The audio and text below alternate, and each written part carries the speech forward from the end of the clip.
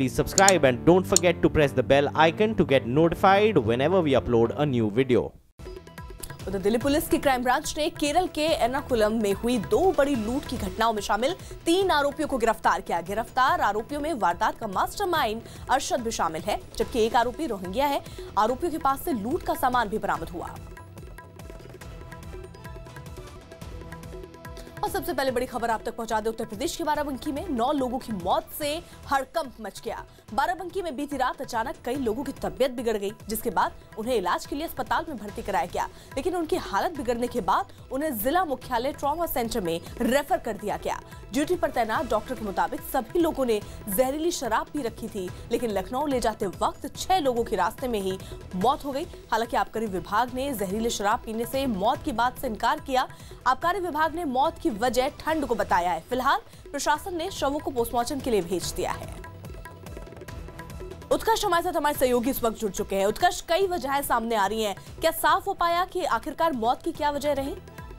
देखिए, अभी तक आधिकारिक तौर पर कोई वजह साफ तौर पर कहीं नहीं जा रही है अर्पिता, लेकिन इस पूरे मामले में कहीं ना कहीं एक बड़ी लापरवाही की बात है। जो शुरुआती लक्षण थे वो स्पिरिट पीने की बात सामने आई थी, यानी कि जो अवैध शराब बनती है, देसी शराब बनती है, उसमें स्पिरिट का भरपूर प्रयोग होता है और उसके लक्षण मिले थे। और इसी के कारण एक पूरे के पूरे जो विभाग की टीम है, एक्साइज डिपार्टमेंट की एक टीम है, वो बाराबंकी में पहुंची हुई है, वो उस बात की जांच कर रही है। लेकिन अगर अवैध शराब से इतनी बड़ी तादाद में मौत होती है तो सरकार की किरकिरी भी होगी। कहीं ना कहीं प्रशासन इसे ढकने की कोशिश भी कर रहा है और इसीलिए अभी तक आधिकारिक तौर पर एक भी बयान सामने नहीं आया है। इस पूरे हादसे को करीब 24 घंटे होने को आ रहे हैं। कल दिन में ये हादसा हुआ था जब 2 लोगों की मौत हुई थी, तब से इस पूरी घटना की शुरुआत हुई थी और उसके बाद से अब तक किसी भी अधिकारी का बयान ना आना साफ तौर पर बाराबंकी जिला प्रशासन इस घटना से भागना चाहता है, वो भी दिखा रहा है और उनकी लापरवाही भी दिखा रहा है।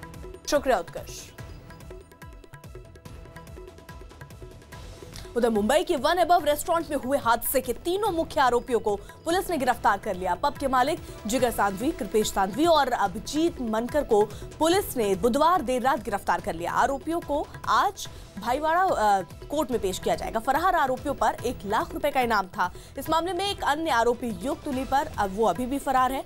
मोजोज बिस्ट्रो रेस्टोरेंट पब में 29 दिसंबर को लगी आग में 14 लोगों की जान चली गई थी। विवेक गुप्ता हमारे साथ हमारे सहयोगी इस वक्त जुड़ चुके हैं। विवेक, तीसरे मालिक की भी गिरफ्तारी हो गई, क्या और भी गिरफ्तारियां मुमकिन है?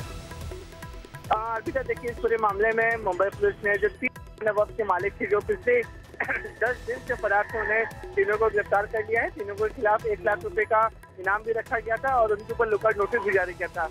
लेकिन अब इस पूरे मामले में मोजो का जो दूसरा मालिक है, जिसका नाम युग तुली है, वो अभी भी फरार चल रहा है। उसके ऊपर भी 304 यानी गैर इरादतन हत्या का मामला दर्ज है, जिसे आखिरी बार हैदराबाद एयरपोर्ट पर अपनी पत्नी के साथ देखा गया था। अब इस पूरे मामले में, कमला मिल फायर मामले में सभी आरोपियों की गिरफ्तारी हो गई है। सिर्फ एक आरोपी अब फरार चल रहा है, जिसका नाम युग तुली है और पुलिस दावा कर रही है कि सभी आरोपियों को गिरफ्तार होने के बाद युग तुली को भी जल्द से जल्द गिरफ्तार कर लिया जाएगा। और जो आरोपी गिरफ्तार किए गए हैं, आज उन्हें मुंबई के भाईवाड़ा कोर्ट में पेश किया जाएगा और पुलिस पूरी कोशिश करेगी कि ज्यादा से ज्यादा रिमांड उन्हें मिले, ताकि जो कमला मिल के पीछे की सच्चाई है वो जान सके मुंबई पुलिस। जी, शुक्रिया विवेक। उधर मुंबई के वर्सोवा में स्वाभिमान संगठन के कार्यकर्ताओं ने एक हुक्का पार्लर में जमकर तोड़फोड़ की। हुक्का पार्लर बंद कराने की मांग को लेकर स्वाभिमान संगठन के कई कार्यकर्ता पार्लर में घुस गए और हुक्का पी रहे लोगों को वहां से भगा दिया। कार्यकर्ताओं का आरोप है कि हुक्का पार्लर की वजह से ही कमला मिल्स में आग लगी, जिसकी वजह से 14 लोगों की मौत हो गई थी।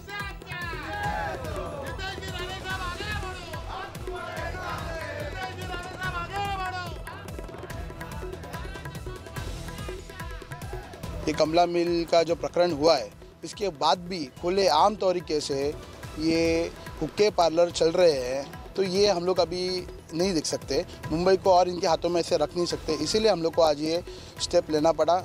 इसके बाद में अगर फिर भी ये लोग नहीं माने, ये हुक्का माफिया नहीं माना, तो इससे बड़ी पैमाने पे हम लोग इस सड़क पे उतरेंगे। वो लोग बोल रहे थे कि आप हुक्का पार्लर चला रहे हो, इलीगल है, हम बंद करवा देंगे। और जय महाराष्ट्र और जय नीतीश राणे बोल रहे थे। तो वो लोग आए अंदर और मेरे हिसाब से तकरीबन 25-30 लोग थे। आके उन्होंने सब कस्टमर्स को बोला यहाँ से निकल जाओ और फिर तोड़ फोड़ चालू कर दी। यूपी की मेरठ में खून से सनी एक सेंट्रो कार के दरवाजे के पास एक तमंचा पड़ा दिखा। इस कार में सवार इनामी बदमाशों से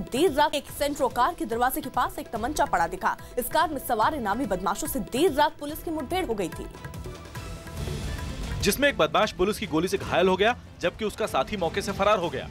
पुलिस के मुताबिक इस कार में 25,000 का इनामी बदमाश फरमान और उसका एक साथी सवार था। चेकिंग के दौरान जब इस कार को रोकने की कोशिश की गई तो फरमान गाड़ी भगाने लगा, जिसके बाद पुलिस ने गाड़ी का पीछा किया और दोनों तरफ से फायरिंग शुरू हो गई। बदमाश को गोली लगी है और हमारी जो टीम है उसको भी चोटें आई हैं। पुलिस ने मुठभेड़ के दौरान फरमान को तो गिरफ्तार कर लिया, लेकिन उसका साथी अंधेरे का फायदा उठाकर भागने में कामयाब रहा। पुलिस ने आरोपी फरमान को अस्पताल में भर्ती कराया है। पुलिस के मुताबिक फरमान पर 2 दर्जन से ज्यादा आपराधिक केस दर्ज हैं। तो अलीगढ़ के मेयर को राष्ट्रगान याद नहीं है। एक कार्यक्रम के दौरान मीडिया कर्मियों ने अलीगढ़ के मेयर मोहम्मद फुरकान से राष्ट्रगान सुनाने को कहा तो उन्होंने साफ कहा कि उन्हें राष्ट्रगान पूरा याद नहीं है, लेकिन वो इसका सम्मान करते हैं। मीडिया राष्ट्रगान सुनना चाहता है आपसे। पूरा मुझे याद नहीं है, थोड़ा याद है, पूरा याद नहीं। अब सुन लीजिए, मैं रोज यहाँ सुनता हूँ और ऐसे सवाल क्यों कर रहे हो यार। मैं यहाँ सुनता हूँ, खड़ा होता हूँ, इज्जत देता हूँ, वहाँ तक सब ठीक।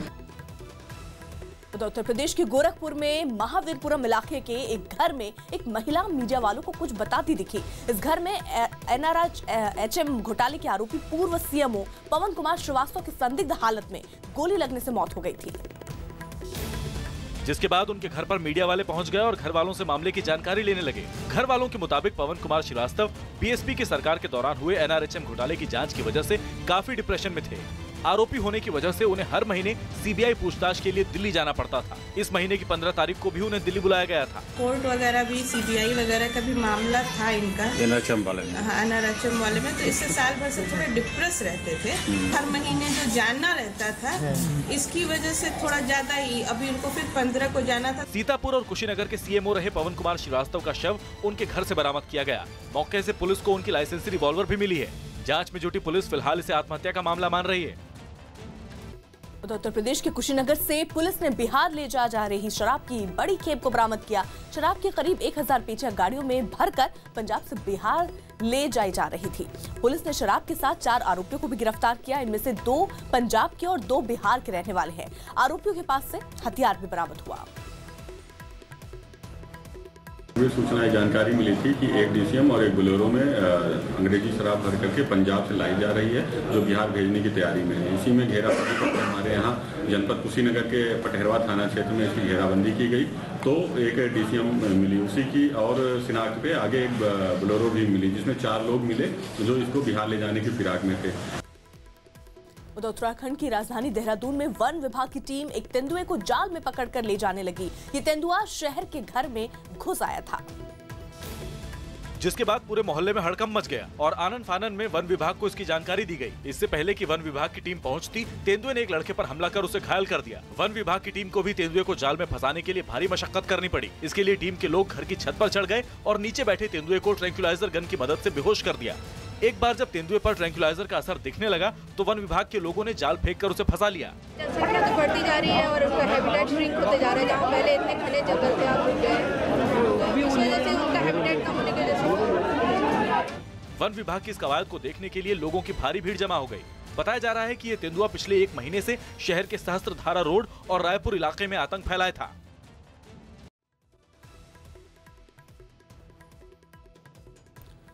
इसी बीच बड़ी खबर आपको बता दें, विनोद राय फर्जी घोटाले को खड़ा करने वाले सूत्रधार राजा का विनोद राय पर यह बड़ा हमला। राय की रिपोर्ट कूड़ेदान में फेंकने लायक थी, ये कहते हुए नजर आए। जांच एजेंसी ने कैग रिपोर्ट को आधार माना है। पूरा मामला 2G घोटाले के आरोपों से बरी हुए पूर्व टेलीकॉम मंत्री ए राजा ने एक किताब लिखी, उससे जुड़ा हुआ न्यूज 18 इंडिया को इस किताब से जुड़ी एक्सक्लूसिव जानकारी मिली, जिसके मुताबिक ए राजा ने पूर्व CAG विनोद राय पर हमला बोला। राजा ने लिखा कि विनोद राय फर्जी घोटाले को खड़ा करने के सूत्रधार थे। राजा के मुताबिक विनोद राय की रिपोर्ट कूड़ेदान में फेंकने लायक थी। ए राजा ने CBI पर भी निशाना साधा, लिखा कि जांच एजेंसियों ने CAG रिपोर्ट को ही आधार मानकर जांच की, जबकि अदालत की बहस में CAG की रिपोर्ट कहीं नहीं ठहरती थी। ए राजा का दावा है कि अदालत में कैग विनोद राय को भी तलब किया जाना था। राजा ने आरोप लगाया कि निजी एजेंडे के तहत विनोद राय ने पूरे केस को सनसनीखेज बताया और आरोपों के मुताबिक विनोद राय का मकसद केवल यूपीए 2 सरकार को खत्म करना था। राजा ने विनोद राय के अलावा तब की मनमोहन सिंह सरकार को भी निशाने पर लिया और ये कहा कि यूपीए 2 सरकार ने अपनी छवि चमकाने के लिए उन्हें बलि का बकरा बनाया। राजा ने अपनी किताब में लिखा कि मनमोहन सिंह सरकार ने केवल अपनी छवि सुधारने के लिए उन पर सीबीआई की तलवार चलाई और उन्हें जेल तक भेज दिया। राजा ने यह भी लिखा कि यूपीए की सरकार में कई बड़े बड़े वकील थे, लेकिन किसी ने मामले की पूरी पड़ताल तक नहीं की। हालांकि प्रधानमंत्री मनमोहन सिंह के बारे में उन्होंने तीखे अल्फाज का इस्तेमाल किया और ये लिखा कि मामले पर पूर्व प्रधानमंत्री मनमोहन सिंह की चुप्पी ने उन्हें निराश किया।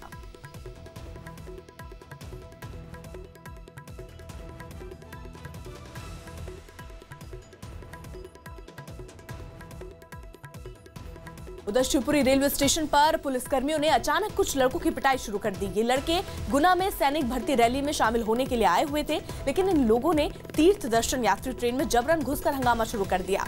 युवकों ने कोलारस स्टेशन पर पथराव भी किया। इस घटना के बाद मौके पर पहुंची पुलिस ने हंगामा कर रहे लड़कों को ट्रेन से बाहर निकाला और उनकी पिटाई की।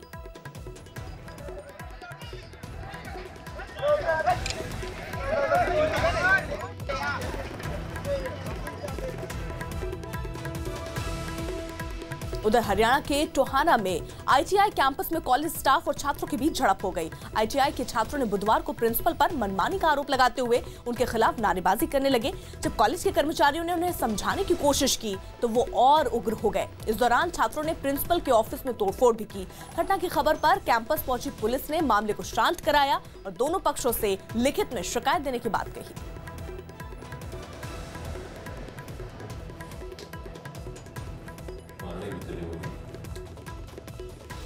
उधर दिल्ली के इंदिरा गांधी इंटरनेशनल एयरपोर्ट से लश्कर-ए-तैयबा के आतंकी बिलाल अहमद कहवा को गिरफ्तार किया गया। गुजरात एटीएस को सूचना मिली, उसके बाद दिल्ली पुलिस की स्पेशल सेल ने आतंकी बिलाल अहमद को गिरफ्तार किया। बिलाल अहमद लाल किला में हुए आतंकी हमले का आरोपी है। दिसंबर 2000 में लाल किले में आतंकी हमला हुआ था। लोधी कॉलोनी स्थित स्पेशल सेल के दफ्तर में आरोपी बिलाल अहमद कहवा से पुलिस पूछताछ कर रही है।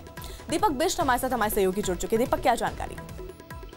देखिए, काफी बड़ी सफलता कही जाएगी, क्योंकि जिस तरह से 2000 में लाल किला हमला हुआ था, फिदाइन हमला किया गया था और बिलाल भी उसमें शामिल था और सारी कॉन्स्पिरेसी रची गई थी। और इस वक्त खास तौर से गुजरात एटीएस को जब इसके इनपुट मिले थे कि वो कश्मीर से श्रीनगर से जो है वो दिल्ली की ओर रवाना हुआ है और जेट एयरवेज की फ्लाइट से वो आ रहा है, तो उसने उसके बाद दिल्ली पुलिस की स्पेशल सेल को आगाह किया। उसके बाद एक जॉइंट ऑपरेशन में टीम बनाई गई और जिसके बाद आईजीआई एयरपोर्ट पर बिलाल अहमद को यहाँ पर गिरफ्तार किया गया है। उसके बाद लगातार उससे पूछताछ की जा रही है, क्योंकि 26 जनवरी गणतंत्र दिवस इस वक्त है और उसकी तैयारियों के मद्देनजर उससे ठीक पहले जो है यहाँ पर उसकी मौजूदगी काफी संदेह पैदा करती है। तो पुलिस की टीमें, जो जांच एजेंसियां हैं, वो उससे पूछताछ कर रही है कि उसका मकसद क्या था इस वक्त यहाँ पर आने का। जी, शुक्रिया दीपक। उधर मध्य प्रदेश की राजधानी भोपाल में भारतीय जूनियर हॉकी टीम की गोलकीपर खुशबू खान का अपना घर मीडिया वालों को देखने लगी। 1.5 साल पहले अतिक्रमण हटाने की एक कार्रवाई में उसके घर का टॉयलेट तोड़ दिया गया था, जिसे अब तक बनवाया नहीं गया। जानकारी के मुताबिक जहां हॉकी खिलाड़ी खुशबू का घर है, वो जमीन एक अस्पताल की है और अस्पताल प्रशासन ने ही उनके घर का टॉयलेट तोड़ा था। हालांकि खुशबू के परिवार का दावा है कि प्रशासन ने उनसे वादा किया था कि वो टॉयलेट को दोबारा बनवाएंगे, लेकिन वो वादा अब तक पूरा नहीं किया गया। अब खुशबू ने इसके लिए सीएम शिवराज सिंह से गुहार लगाई है। शौचालय बना था 1.5 साल पहले, अभी 1 साल पहले इनका काम चल रहा था, इन लोगों ने तोड़ दिया और बोलने लगे हम बना के देंगे, मगर कुछ नहीं बना के दिए। 1 साल से हम लोग बाहर जा रहे हैं। टॉयलेट तो दोबारा बना नहीं और अब अस्पताल प्रशासन खुशबू का घर भी छीन सकता है। खुशबू के पिता लंबे समय से सरकार और प्रशासन से कार्रवाई रोकने की अपील कर रहे हैं। गवर्नमेंट हमें कोई सहायता नहीं दे रही। इतने लेवल पर बच्ची खेल के आ चुकी है, लेकिन अभी तक शासन ने हमारे ऊपर कोई ध्यान नहीं दिया। जैसा आप देख रहे हैं इसी स्तर में हम लोग। खुशबू का परिवार इस घर में पिछले 18 साल से रह रहा है और यहीं रहते हुए खुशबू ने अंतर्राष्ट्रीय स्तर पर हॉकी में भारत का नाम रोशन किया है। ग्रेटर नोएडा में महिला इंजीनियर की हत्या कर दी गई और हत्या का आरोप उसके पति पर लगा। आरोप है कि ग्रेटर नोएडा के कासरा कोतवाली क्षेत्र के अल्फा 2 सेक्टर में रहने वाली कुलदीप राघव ने अपनी इंजीनियर पत्नी ऋचा की धारदार हथियार से हमला करके हत्या कर दी। हत्या के बाद आरोपी मौके से फरार हो गया। महिला का ससुर उसे लेकर कैलाश अस्पताल पहुंचा, जहां डॉक्टरों ने उसे मृत घोषित कर दिया। पुलिस ने महिला के ससुर को हिरासत में ले लिया है और आरोपी पति की तलाश जारी है। उनके घर में अपने हस्बैंड से लड़ाई हुई थी, तो हमारे यहाँ पे जब आई है तो वो मृत अवस्था में लाई गई है। उसके सिर पे बहुत ज़्यादा चोटें हैं हाथ पैरों में भी चोटें हैं। किस चीज़ से वार किया गया था? कौन सा हथियार था? किस चीज़? कोई धारदारी हथियार होगा मोस्टली, जो है काफ़ी हैवी चोट लगी हुई है सिर में। गहनों की कंपनी जोया लुकास के शोरूम पर इनकम टैक्स विभाग ने छापा मारा। इनकम टैक्स विभाग ने कंपनी के नोएडा, चेन्नई समेत कई शहरों में बने शोरूम में छापा मारा। छापे की कार्रवाई बुधवार सुबह से लेकर देर रात तक चलती रही। उधर हरियाणा के गोहाना में एक बार फिर सरकारी अस्पताल की लापरवाही सामने आई। डिलीवरी के लिए अस्पताल पहुंची महिला 1 घंटे तक अस्पताल के गेट पर तड़पती रही। इस दौरान किसी ने भी महिला की सुध नहीं ली।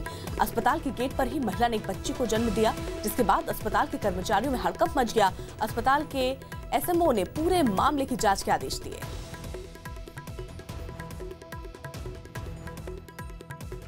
मैं अपनी बहू को लेकर आई थी, मेरे लड़के की बहू थी। उसके लिए भी ये लापरवाही कहीं भी बढ़ने नहीं देवा। यहाँ नहीं है ये काम, ये नहीं है, ये कमी है। आपकी पर्ची वर्ची नहीं कटेगा? क्या नहीं किया? खाली पर्ची दे दी, मेरे को क्या पता क्या है क्या नहीं। ऐसी थोड़ा है भी बर्बाद कर दूँ तो है तो बेटी मेरी भी। फिर मैं लेकर चलन के नाम की तैयार होगी, इतने दर्द चालू हो गया, फिर यही बच्चा बारी हो गया। मैंने देख लिया जच्चा बच्चा दोनों सुरक्षित हैं, लेकिन जो आपस में मिसअंडरस्टैंडिंग हुई है उसके बारे में स्टाफ को बुला करके अगर कोई मुझे लिखित में कार्रवाई मिलता है तो उसके खिलाफ कार्रवाई की जाएगी, सख्त से सख्त कार्रवाई की जाएगी। उधर उत्तराखंड की राजधानी देहरादून में वन विभाग की टीम एक तेंदुए को जाल में पकड़कर ले जाने लगी। तेंदुआ शहर के एक घर में घुस आया था, जिसके बाद पूरे मोहल्ले में हड़कंप मच गया और आनन फानन में वन विभाग को इसकी जानकारी दी गई। इससे पहले कि वन विभाग की टीम पहुंचती, तेंदुए ने एक लड़के पर हमला कर उसे घायल कर दिया। वन विभाग की टीम को भी तेंदुए को जाल में फंसाने के लिए भारी मशक्कत करनी पड़ी। इसके लिए टीम के लोग घर की छत पर चढ़ गए और नीचे बैठे तेंदुए को ट्रैंक्विलाइजर गन की मदद से बेहोश कर दिया। एक बार जब तेंदुए पर ट्रैंक्विलाइजर का असर दिखने लगा तो वन विभाग के लोगों ने जाल फेंक कर उसे फंसा लिया। जनसंख्या तो बढ़ती जा रही है और उनका हैबिटेट श्रिंक होते जा रहे हैं। जहाँ पहले इतने घने जंगल थे, आप रुक गए, इस वजह से उनका हैबिटेट कम होने की वजह से। वन विभाग की इस कवायद को देखने के लिए लोगों की भारी भीड़ जमा हो गई। बताया जा रहा है कि ये तेंदुआ पिछले 1 महीने से शहर के सहस्त्रधारा रोड और रायपुर इलाके में आतंक फैलाया था। मुंबई से सटे भिवंडी में होटल के रिसेप्शनिस्ट को अज्ञात लोगों ने गोली मार दी। गोली लगने से घायल लड़की को इलाज के लिए अस्पताल में भर्ती कराया गया। गोलीबारी के पीछे पुलिस को सुरेश पुजारी गिरोह पर शक है। गोली मारने के बाद आरोपी ने एक चिट्ठी भी फेंकी जिसमें हफ्ता देने की बात कही गई और हफ्ता नहीं देने पर अंजाम भुगतने की धमकी दी गई। दिल्ली में आरटीआई कार्यकर्ता राजहंस बंसल न्यूज 18 इंडिया की टीम को कुछ दस्तावेज दिखाने लगे। राजहंस बंसल ने आरटीआई के जरिए ये जानकारी जुटाई है कि दिल्ली में ऐसे 100 से ज्यादा पुलिस वाले तैनात हैं जिन पर यौन उत्पीड़न जैसे संगीन आरोप लगे हैं, जिनकी जांच का जिम्मा विजिलेंस विभाग को सौंपा गया है। आरटीआई कार्यकर्ता राजहंस बंसल के मुताबिक दिल्ली में पुलिस वालों पर रेप और छेड़छाड़ के मामले लगातार बढ़ रहे हैं, लेकिन पुलिस विभाग उन पर कोई ठोस कार्रवाई नहीं करता। आरटीआई में बड़ा ही चौंकाने वाला जवाब आया है कि जिन पुलिस कर्मियों के ऊपर महिला अपराध, यौन उत्पीड़न, बलात्कार के मुकदमे हैं, उनमें से अधिकांश पुलिसकर्मी ऑन ड्यूटी। खास बात यह है कि आरोपी पुलिस वालों में कांस्टेबल से लेकर इंस्पेक्टर रैंक तक के पुलिसकर्मी शामिल हैं। लेकिन ड्यूटी पर तैनात होने की वजह से इन आरोपी पुलिस वालों के सताए लोग डरे सहमे रहते हैं। दिल्ली के नांगलो इलाके में रहने वाले एक ऐसे ही परिवार ने न्यूज 18 इंडिया पर अपना दर्द बयां किया। परिवार के मुताबिक नागलोई थाने में तैनात विजय नाम के एक पुलिसकर्मी ने पिछले साल 8 अगस्त को पिस्तौल के दम पर उनके घर की बहू का बलात्कार किया, लेकिन शिकायत दर्ज कराने के बावजूद आरोपी पुलिस वाले के खिलाफ कोई कार्रवाई नहीं हो रही। यही नहीं, परिवार का आरोप है कि आरोपी को बचाने के लिए पुलिस ने डरा धमकाकर झूठे बयान भी दर्ज करवाए। घर वाले नहीं थे, वो घर पे आ गया, उसने पिस्टल लड़ा के मेरे साथ गलत काम किया। हमने फिर 13 तारीख को कंप्लेंट दी उसकी, तो पुलिस वाले कुछ कार्रवाई नहीं कर रहे हैं। कौन है ये? विजय नाम है, दिल्ली पुलिस में काम करता है। ये टॉर्चर करके मेरी बहू से झूठे साचे बयान लिखवाए उसने। जो मेरी बहू सच्चाई थी, वो बयान देना चाहती थी, वो बिल्कुल नहीं लिए। आरटीआई से मिली जानकारी के मुताबिक दिल्ली में ऐसे 100 से ज्यादा पुलिस वाले तैनात हैं जिन पर यौन उत्पीड़न के आरोप लगे हैं। पुलिस पीसीआर में 22 पुलिस कर्मियों के खिलाफ मामला दर्ज है, जिसमें 2 सस्पेंड और 20 ड्यूटी पर हैं। उत्तर पूर्वी दिल्ली में 7 पुलिस कर्मियों के खिलाफ केस दर्ज है, लेकिन सभी ड्यूटी पर तैनात हैं। वहीं रोहिणी में 9 पुलिस वालों पर एफआईआर है, जिसमें 1 को हटाया गया और बाकी ड्यूटी पर तैनात हैं। क्राइम ब्रांच में 2 और स्पेशल ब्रांच में 4 पुलिस कर्मियों पर महिला अपराध के मामले दर्ज हैं। आरटीआई से मिली जानकारी के ये आंकड़े बहुत छोटे हैं, जबकि इसकी हकीकत कुछ और ही है। पिछले सालों के मुकाबले दिल्ली पुलिस बहू सच्चाई थी, वो बयान देना चाहती थी, वो बिल्कुल नहीं लिए। आरटीआई से मिली जानकारी के मुताबिक दिल्ली में ऐसे 100 से ज्यादा पुलिस वाले तैनात हैं जिन पर यौन उत्पीड़न के आरोप लगे हैं। पुलिस पीसीआर में 22 पुलिसकर्मियों के खिलाफ मामला दर्ज है, जिसमें 2 सस्पेंड और 20 ड्यूटी पर हैं। उत्तर पूर्वी दिल्ली में 7 पुलिसकर्मियों के खिलाफ केस दर्ज है, लेकिन सभी ड्यूटी पर तैनात हैं। वहीं रोहिणी में 9 पुलिस वालों पर एफआईआर है, जिसमें 1 को हटाया गया और बाकी ड्यूटी पर तैनात हैं। क्राइम ब्रांच में 2 और स्पेशल ब्रांच में 4 पुलिसकर्मियों पर महिला अपराध के मामले दर्ज हैं। आरटीआई से मिली जानकारी के ये आंकड़े बहुत छोटे हैं, जबकि इसकी हकीकत कुछ और ही है। पिछले सालों के मुकाबले दिल्ली पुलिस के खिलाफ यौन शोषण के मामले काफी बड़े हैं। आरटीआई के ये आंकड़े दिल्ली पुलिस को शर्मसार करने वाले हैं। इस बार जब दिल्ली पुलिस के प्रवक्ता से पूछा गया तो वो गोलमोल जवाब देते नजर आए। जहाँ कहीं केस दर्ज हैं तो वो माननीय न्यायालय के सामने वो मामला चल रहा है और जो भी उसका आउटकम आएगा उसके बाद जो एडमिनिस्ट्रेटिव एक्शन बनेगा वो दिल्ली पुलिस मुस्तैदी से लेगी। अभी दिल्ली के कुछ जिलों में तैनात पुलिस वालों से जुड़े यौन शोषण के मामलों की जानकारी नहीं दी गई है, लेकिन आरटीआई से मिली इस जानकारी से साफ है कि महिलाओं की सुरक्षा का भरोसा देने वाली दिल्ली पुलिस पर ही महिला अपराध के मामले बढ़ते जा रहे हैं।